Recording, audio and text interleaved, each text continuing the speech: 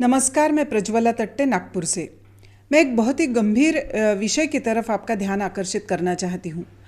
ये जो दिन है, ये कृषि माल के, किसानों की जो उपज होती है उसके बाज़ार में आने के दिन है और बिकने के दिन है।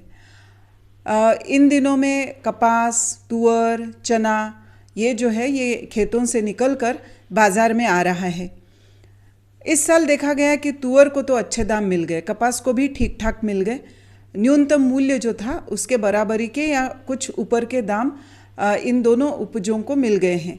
लेकिन अभी अभी चना बाज़ार में आना शुरू हुआ है।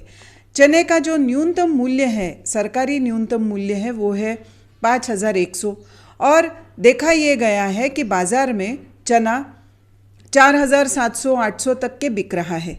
मैं आपके सामने ये वीडियो लाई हूँ। ये है नागपुर के कड़मना बाज़ार का, जो कि कहा जाता है कि एशिया की सबसे बड़ी मंडी है, सबसे बड़ी एपीएमसी है।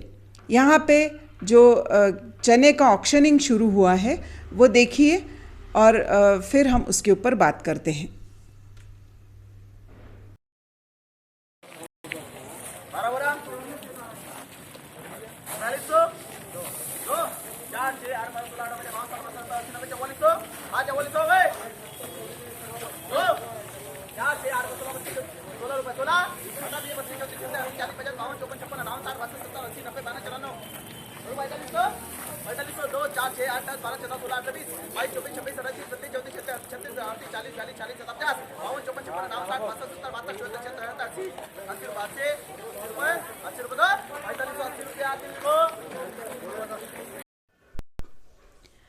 ये वीडियो देखने के बाद ये साफ होता है कि 4,700 से 800 रुपये तक ही चने को भाव मिल पा रहे हैं।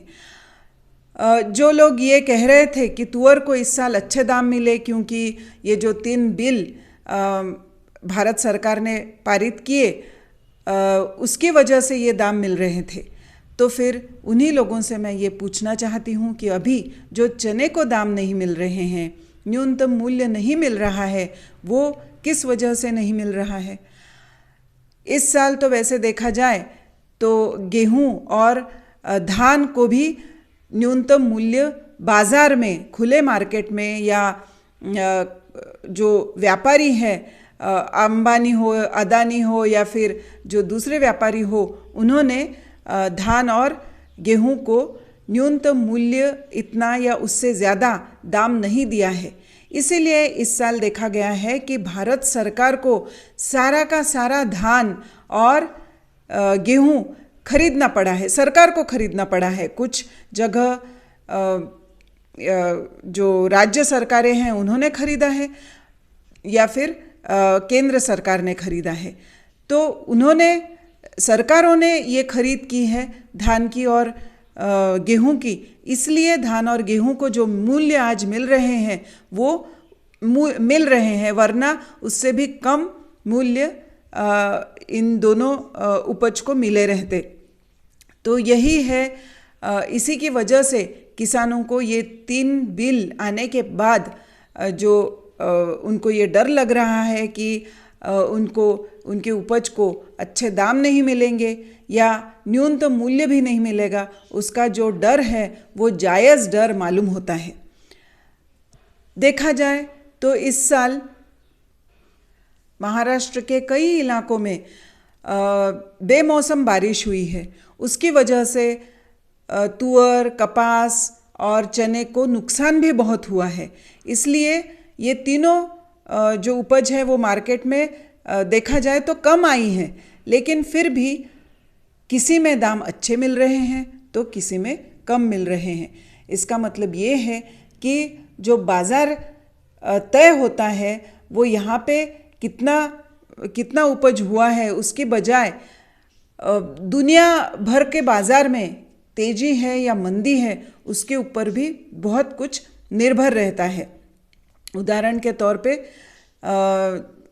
भारत देश में तुअर के दाम अच्छे मिल रहे हैं लेकिन चने को नहीं मिल रहे हैं, और तुअर के दाम गिरने चाहिए, इसलिए व्यापारियों ने भारत सरकार के ऊपर ये दबाव लाने की कोशिश चालू कर दी है कि तुअर को इंपोर्ट किया जाए।